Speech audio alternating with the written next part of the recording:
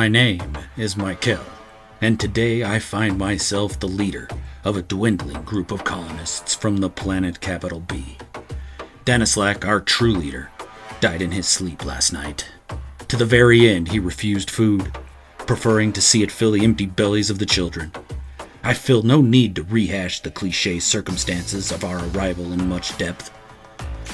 Let it just be said that this planet was much more inimical to life than we had been led to believe. At first we tried, valiantly I might add, to establish the infrastructure for a colony. It was our hope to attract others from our homeworld to come join us.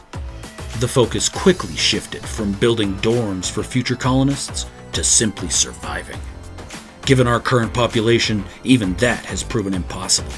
Each passing day, our food and resources dwindle with little replenishment. We had lost hope. We had resigned ourselves to starvation. Barring the unlikely landing of another colonist ship with food enough to share, we were all going to die. Every last man, woman, and child. As I sat on my porch, I noticed a group of Gek refugees arrive. Most of us wanted to chase them away, but Danislac insisted we feed them from our meager remaining stores. Danislac's inherent kindness has never been so rewarding.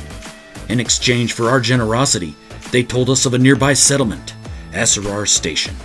They mentioned that the settlement had functioning cultivation rooms, pulled from the wreck of a freighter and repurposed for planet-side use.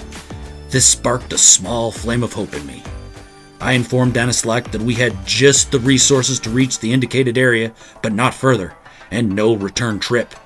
I told him that if we raided the settlement, we could get enough resources to get off this planet and reach an orbiting freighter to take us back home to Capital B. The Gek blanched at my statement and made allusion to dark deeds being done at the settlement. Danislac wasn't happy with my idea, but he saw no other choice. The Gek gave us the lay of the land surrounding the settlement and showed us on a map which plateau it was built on. We couldn't climb up there, so we poured our last remaining resources into building an airship. We mounted Gatling guns fore and aft, with railguns broadsides. A week ago, we piled our last meager supplies on the deck and set out for the settlement.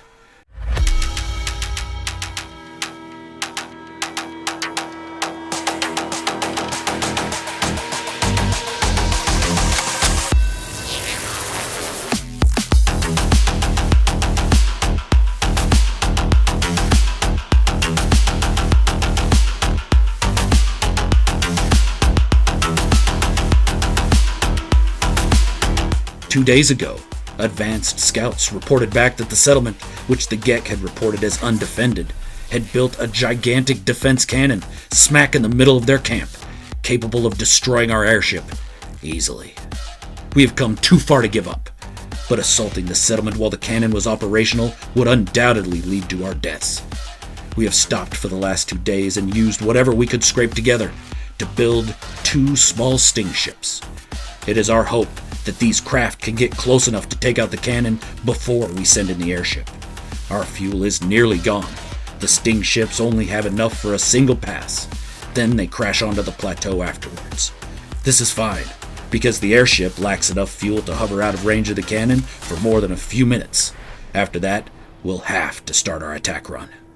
I never expected to lead the attack, but with Danislac's death, the responsibility has fallen on me. Fate cares little for my feelings of inadequacy.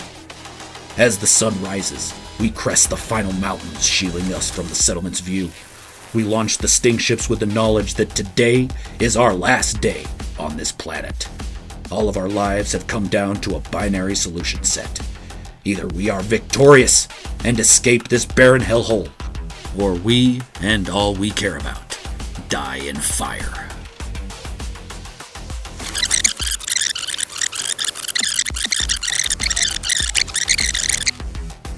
I am Krellich, son of Grep, son of Zemulor.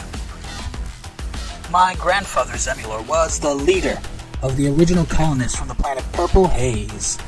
My forefather came here, fleeing religious strife on our homeworld. He had no idea what he would find and was overjoyed by this lush and beautiful world. I can only imagine his dismay when the few enemy zealots who had infiltrated his group of colonists, they detonated a doomsday device they had secretly assembled.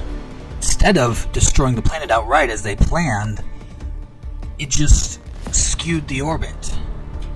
Slowly at first, then faster and faster and degenerating rapidly. This quickly turned a lush, beautiful planet into a barren wasteland. My father witnessed this devastation firsthand, and by the time I was born, the planet was already too far gone to ever be returned to its former beauty. The weak and cowardly among us fled the planet when they realized reconstructive terraforming just wasn't going to be enough. I, however, am made of sterner stuff. This is my home. Barren or lush, I was born here, and I will die here, whenever that might be.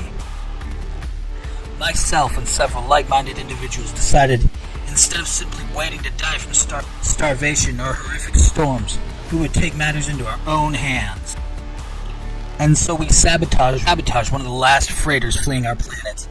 We caused an explosion that forced it to crash on the planet, but a slight mistiming resulted in the impact zone being much further away from our base than we anticipated.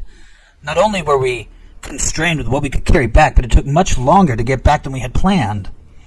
By the time we returned, starvation had preceded us, and the settlement population had dwindled significantly. Fortunately, we had concentrated our salvage efforts on the freighter's cultivation area, and we were able to rebuild several of the cultivation rooms.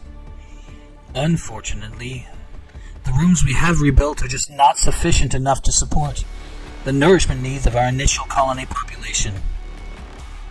And that population has, after digging so many graves, we now have reached a point where the rooms can support our remaining friends and family. The cultivation rooms, well, have been both a blessing and a curse. On the one hand, we are a huge target for both refugees and raiders alike. So I built a defense cannon for the settlement, powerful enough to even reach ships in orbit. It makes short work of any raiders that have been stupid enough to get in range. Refugees are a different story. You see, before we got the orbital cannon built, a group of Gek refugees stumbled across our settlement. They were gaping at the sight of our cultivation rooms. They believed themselves to be saved. They were disappointed when I informed them we barely had enough for ourselves. They seemed reluctant to move along, but a few warning shots from my boltcaster convinced them they weren't welcome. Afterwards, Cedret came to me upset that I'd turned away resources. I told that crazy Redford maniac that if he wanted to utilize resources in that manner, he'd better make sure I was dead, because I would shoot him in a heartbeat. But in retrospect, warning the Gek away was a mistake. I should have killed the refugees on the spot and not let them leave with knowledge of our grow rooms. And as if to prove the magnitude of my mistake, one of our far-ranging scouts returned last week with news that the Gek refugees had found another group of colonists. A group much closer to starvation. Upon hearing about our cultivation rooms, they decided to take what they wanted by force. They built an airship to come and raid us. At first, I considered us lucky that they decided to build an airship to attack. I guess they didn't know about our orbital cannon. It'll make short work of any airship that comes within range. However, yesterday the scout returned with news. Enemy scouts had seen our cannon, stopped to build small attack craft to send against the cannon before they committed their airship. It's a strong strategy on their end, and unfortunately it's one that has a good chance of working. Using the scouts' report accordingly, I ordered smaller defense cannons to be built as quickly as possible at the edge of the plateau. It is my hope these cannons will be able to destroy the small craft before they can get close enough to take out our orbital cannon. As dawn breaks over the mountains to the west, our colony sees their airship as it readies its strike craft for their run. At this point, it is clear they will not back down regardless of the cannons. For some reason, insanity or starvation, and maybe a bit of both, they will charge our guns. We shall see if my preparations have been sufficient. If not, then at least I will honor my father's memory and die defending our home and livelihood. They come for food, and we will serve them hell.